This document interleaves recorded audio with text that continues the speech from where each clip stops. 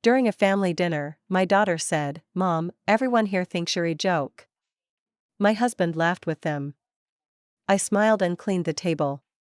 The next day, I emptied the joint bank account. I've been stuck in a marriage for years that has gotten colder and colder over time. My husband and we've barely talked in months. My daughter, who's a teenager, has started to notice the tension, and she doesn't mince words. At a family dinner, she straight up told me that everyone thinks I'm a joke. And then, my husband, Roger, laughed with them. I didn't react at first, just smiled, cleaned up, and went to bed. The next day, I emptied our joint bank account. I think I've had enough, and now I don't know what to do. We were having dinner in our dining room, a room that once held so much warmth, so much life. The table was set, as it always had been, with too many dishes for just 4 people, because I used to believe a big family meal would bring us together. I wanted that comfort back, the connection that seemed so easily lost as time passed. But now, the laughter around that table was hollow. Roger, my husband, sat across from me, looking at his phone more than he looked at me. I could see the edges of his tired smile, but it wasn't real anymore. It hadn't been for a long time. For the past few months, I'd been trying harder than ever to make things work between us. I'd been reading books about relationships, about how to rekindle the fire, but it felt like I was doing all the work while he sat back and let me. We hadn't had a real conversation in weeks, maybe months, outside of discussing the bills or what we needed to buy at the store. Our daughter, Grace, sat to my left, pushing food around on her plate. She wasn't really eating, just moving things around like she was trying to avoid the inevitable confrontation we all seemed to be skating around. She was a teenager, and I understood that she was going through her own stuff, but lately, she'd been different. I could sense that she was angry, but I couldn't figure out exactly why. Maybe it was me. Maybe she hated me for staying in a marriage that felt like a prison. There was a shift in the room when Dean, Roger's brother, cracked a joke. Dean had always been the type to laugh at others' expense. He found humor in pushing buttons. He liked to make people feel uncomfortable, and Roger always played along, as though it was just a joke. "You've really got it all together, don't you, Rog?" Dean laughed, his voice loud and biting. "I don't know how you do it, juggling work and, well, this."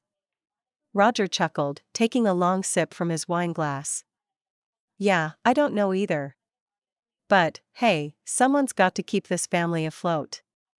I didn't react, just forced a smile as I passed the breadbasket around. But the words stung. The way he said this family as if it was something he had to tolerate, as if I wasn't even worth acknowledging as a partner. Grace didn't laugh. She didn't even look up. Instead, she stared at her plate with her brow furrowed. There was tension in the way her shoulders tensed up, the way she folded her arms on the table. I tried to keep the mood light. "It's not easy," I said softly, trying to steer the conversation into safer waters, but it didn't work. There was a stillness in the air, a heaviness that no one seemed to want to address. Then, out of nowhere, Grace spoke.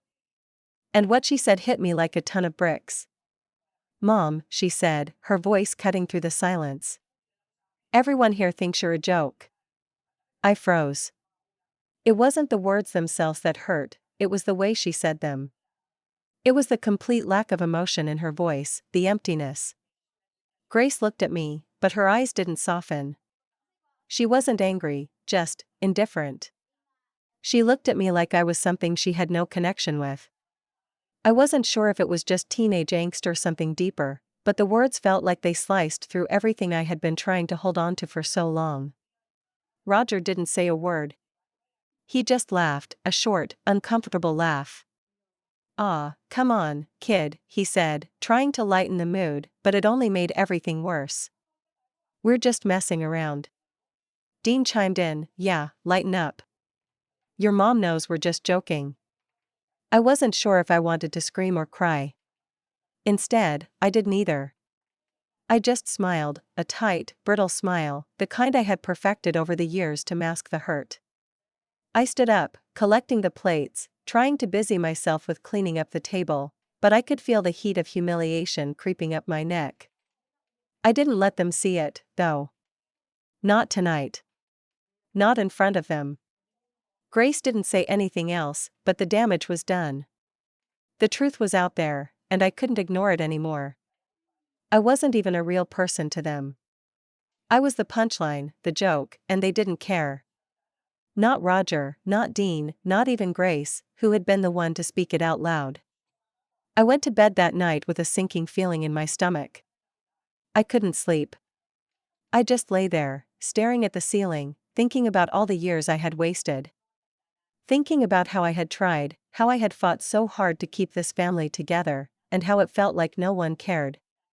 Roger had stopped caring. Dean had never cared. And Grace? Well, she seemed to be falling into the same pattern. She didn't know how to love me. She didn't even seem to want to.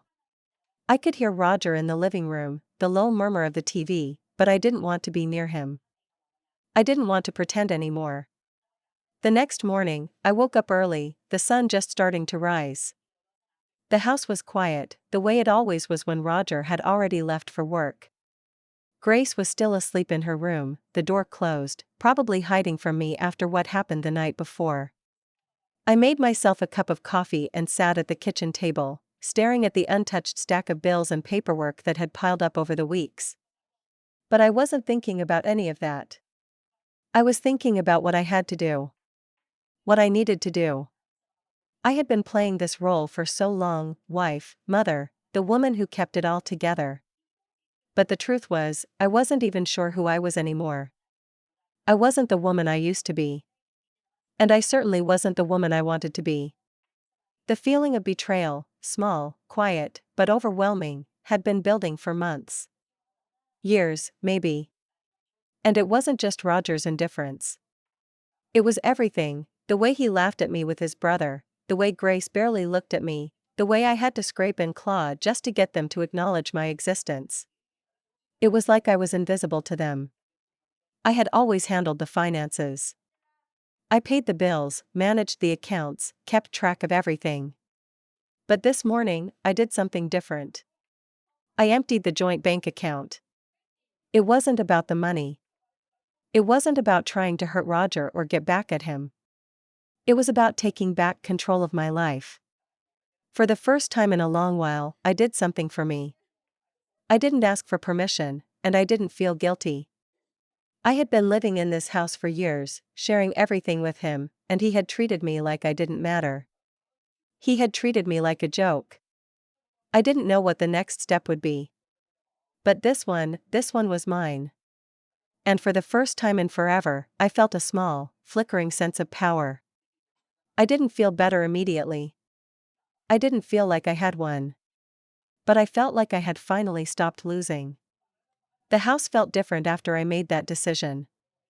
Quiet. Almost like it was waiting for something to change.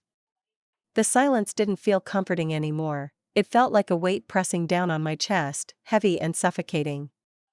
I couldn't go back to pretending anymore, not after last night, not after Grace's words. I had felt humiliated, defeated, but now there was something else, something new. The hours ticked by slowly. The longer I sat in that silence, the more I realized how much of my life had been consumed by waiting.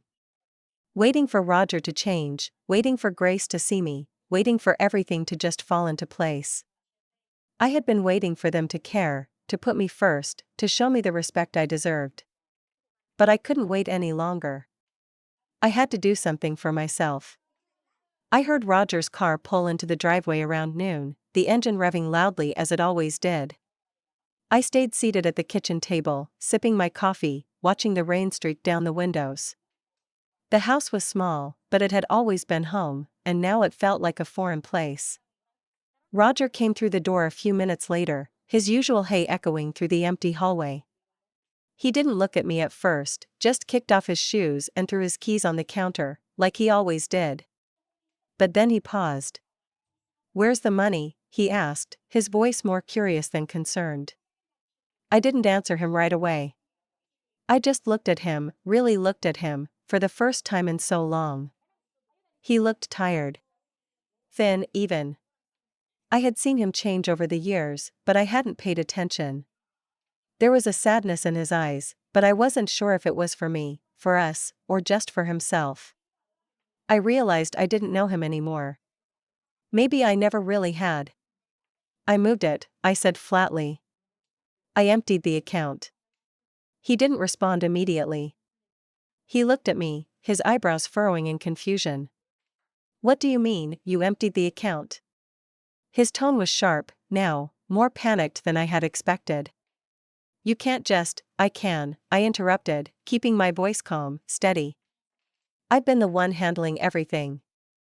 All the bills, all the accounts. I've done all the work, Roger. I've been the one holding this family together while you and your brother laugh at me. I could see his jaw tighten, his eyes narrowing as the realization sank in.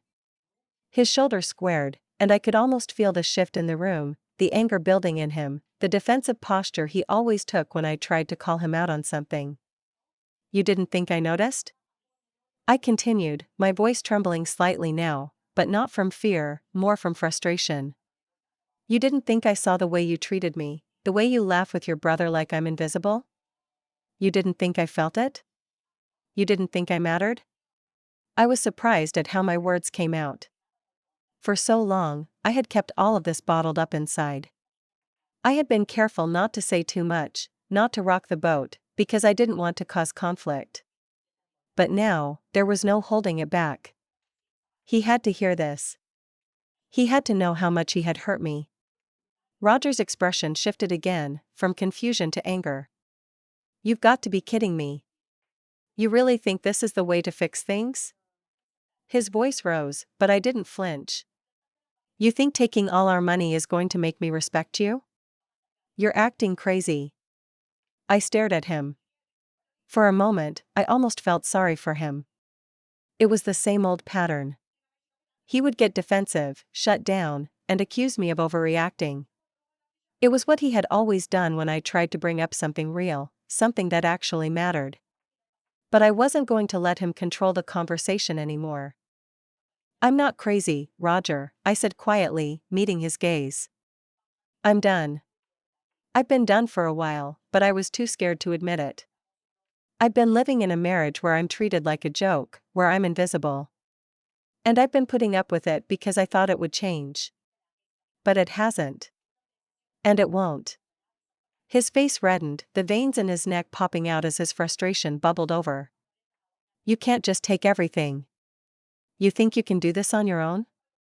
You'll regret it. You won't be able to handle it. I almost laughed. Almost.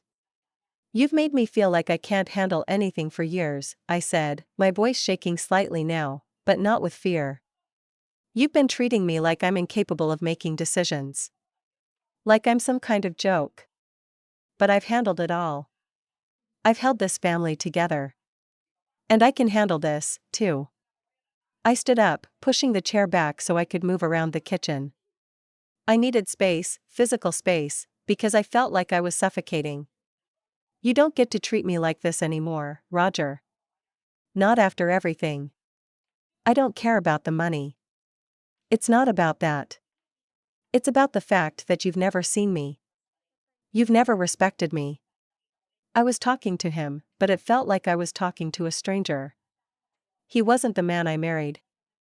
The man I married would have understood, would have apologized, would have tried to fix things.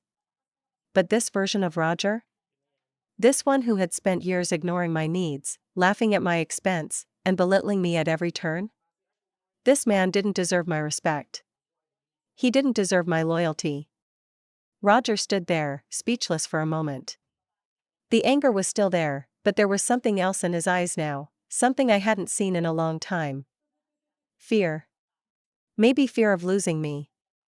Or maybe fear of finally facing the consequences of his actions. Either way, it was a look that unsettled me. I had never seen him like this before. He finally spoke, his voice quieter now. So, what? You're just going to leave me? Leave Grace? I didn't want to answer right away. I wasn't sure what I wanted anymore. I don't know, I said after a beat. But I can't stay like this. Not anymore. There was a long silence between us, thick and suffocating. For a moment, I thought he might say something that would make me change my mind. But he didn't. And then, as if everything that had built up over the years finally came to a head, I said the words that I had been too afraid to say before. I'm done pretending, Roger. I'm done. I don't know what I expected him to say. Maybe I was hoping for an apology, for some kind of breakthrough. But Roger just stood there, his expression unreadable. I saw him clench his fists, his eyes flickering with the same defiance I had come to expect from him. I don't know what you want from me, he muttered, almost to himself. I took a deep breath and nodded. I want respect. I want honesty. I want you to see me. And with that, I turned and walked away. I didn't turn back as I left the kitchen, the air thick with the aftermath of my words. It was like a storm had passed, but I wasn't sure whether I was standing in the eye or if it was just the calm before the next wave hit. I moved through the house like I was on autopilot, my mind whirling with 1,000 thoughts, each one pulling me in a different direction. I couldn't shake the image of Roger standing there, his face a mixture of confusion, anger, and something else that I couldn't quite pinpoint. Maybe it was fear. Fear of change, of losing control. But I couldn't concern myself with that anymore. I had spent too long focusing on what he needed, what he wanted, and it had left me lost in my own life. Grace's bedroom door was closed, but I knocked gently before opening it. She was sitting on her bed, her phone in her hands, the glow from the screen lighting up her face. When she saw me, she didn't look surprised, just resigned. Like she had been expecting this conversation, or maybe she was just waiting for me to finally do something. Mom, are you okay? Her voice was soft, like she was treading carefully around me. I nodded, though I wasn't sure if I was trying to convince her or myself. Yeah, I'm okay. I just had to make some decisions. Grace didn't say anything for a long moment. She looked at me, then back down at her phone, tapping the screen absently. I could see her mind working behind those indifferent eyes, but she didn't ask questions. Maybe she didn't know how. Or maybe she didn't want to. Either way, I wasn't ready to explain everything to her, not yet. I'm not mad at you, if that's what you're worried about, she said finally, her voice flat. But I don't get it. You've been putting up with this for so long. Why change now? Her words hit me harder than I expected. They were so simple, so honest, but they revealed something that I had known deep down but didn't want to acknowledge. Grace had been watching me for a long time. She had seen everything, the way I let Roger treat me, the way I let my own life slip away because I was too busy trying to make things work for everyone else. I don't know, I said quietly, sitting down beside her on the bed. I guess I just reached a point where I couldn't do it anymore. I couldn't keep pretending that everything was okay when it wasn't. I couldn't keep waiting for things to change when I was the only one trying. She didn't look at me when I said this. She kept her eyes fixed on the phone, but I could see her shoulders tense slightly. I wondered if she was starting to understand, if she was starting to see that this wasn't just about me and Roger, it was about the way I had let myself be invisible. It was about how I had let my worth be defined by the people around me rather than by who I was. I don't want to lose you, Grace said, her voice almost a whisper. But I don't want to be the one to make you stay, either. If you need to go, then go. But just, don't expect it to be easy. It was the first time in a long while that I heard her speak with anything other than apathy or anger. There was fear in her voice, but there was also something else, something that sounded like acceptance. She wasn't happy with the way things were, but she was beginning to see that it wasn't just me who needed to change. It was all of us. And change didn't always look the way we thought it would. I'm not going anywhere, I reassured her, though I wasn't sure what that even meant anymore. I'm just figuring things out. I need to take care of myself for once. She finally looked up at me, her expression softening. There was still a distance between us, an unspoken tension that neither of us knew how to bridge. But for the first time in what felt like forever, we were both speaking the same language. We were both acknowledging the truth, even if it hurt. "I'm sorry," she said quietly. "I didn't mean to say what I said at dinner. It's just, everything feels so messed up, and I don't know how to fix it." "I know," I said, reaching over to touch her hand. "I don't know how to fix it, either. But we can't keep pretending it's fine when it's not. That's the first step." We sat there for a while, the room filled with the sound of the rain tapping against the window. It was like the world outside was moving in slow motion, while inside, everything was moving too fast.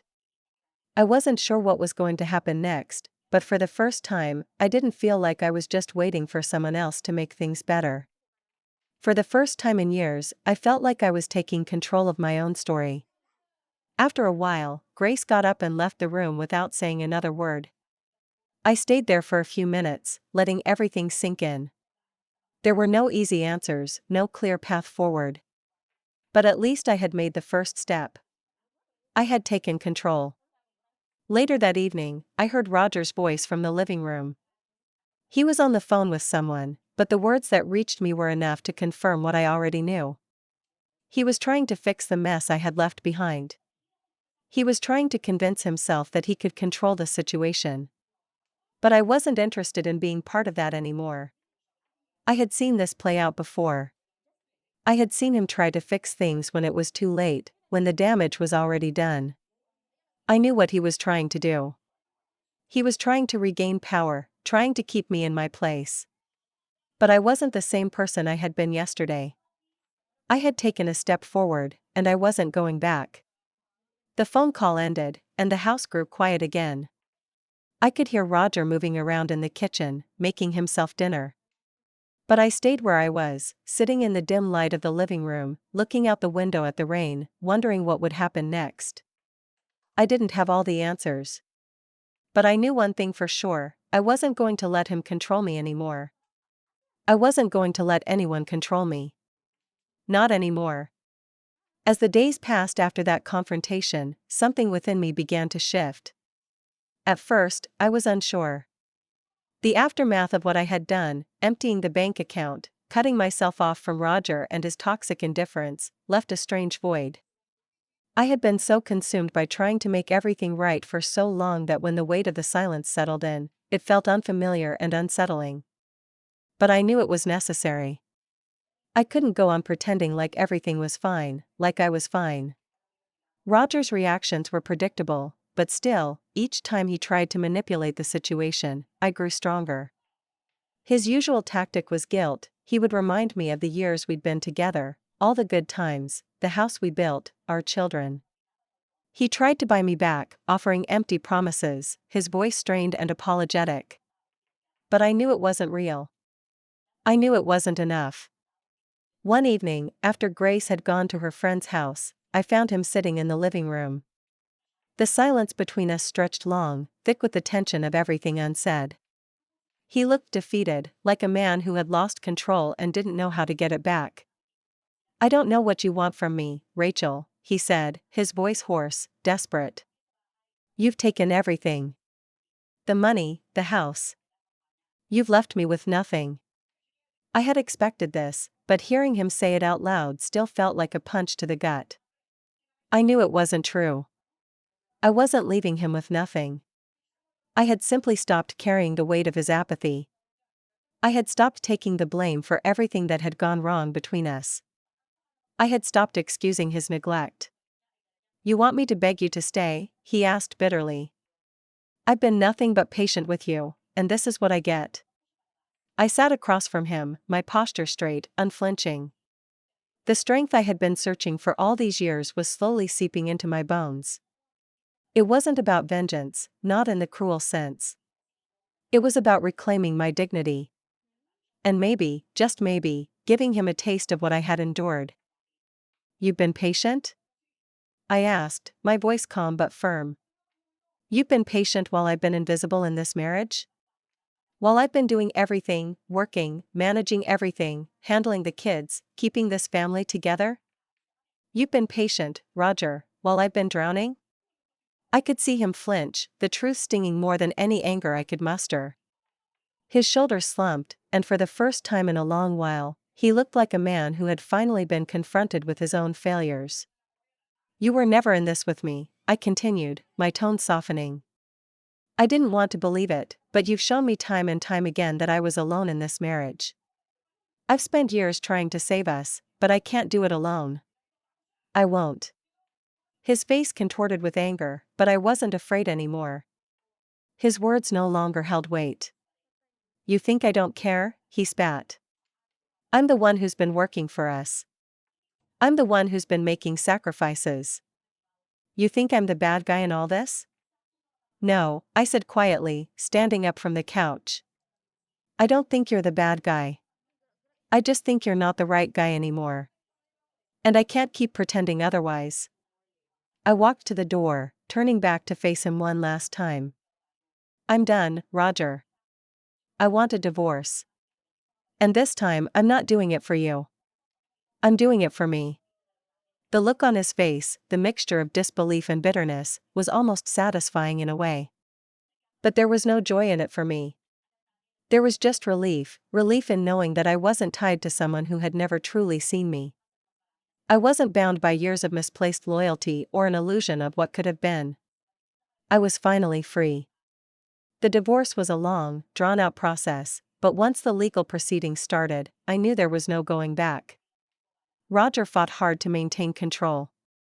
He contested things I had thought would be simple, trying to secure as much as possible. But I wasn't backing down. I wasn't letting him manipulate me any longer. Each time he tried to drag me into his drama, I simply stood my ground. And little by little, I watched as he lost more and more of the power he had once held over me. I made sure the house, the family assets, everything that had once been shared, was divided fairly. I didn't want to take everything from him, but I wasn't going to let him walk away unscathed either. He had to face the consequences of the years he had neglected me. I wasn't interested in taking everything he had. He could keep his car, his job, his investments. But the one thing I made sure I got was our savings.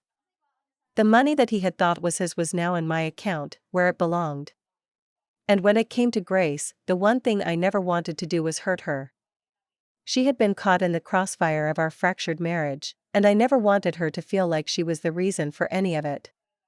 So, I made sure she knew that the decisions I was making were for her, too. That she deserved to see what a healthy relationship could look like, even if it meant breaking the cycle. One evening, about a month after everything was final, I found myself sitting alone at the kitchen table, sipping a glass of wine. The weight of the past few weeks was starting to feel like it was lifting, like I was slowly shedding a skin I didn't even know I was wearing. Grace came home from her friend's house, and this time, when she walked into the kitchen, she smiled at me. It wasn't the forced smile of the past few months, it was real. For the first time in a long while, we were on the same page. Mom, I just wanted to say I'm proud of you, she said, sitting down across from me. I blinked, surprised by her words. Proud of me? For what? For standing up for yourself, she said softly. I know it hasn't been easy, but I think you did the right thing.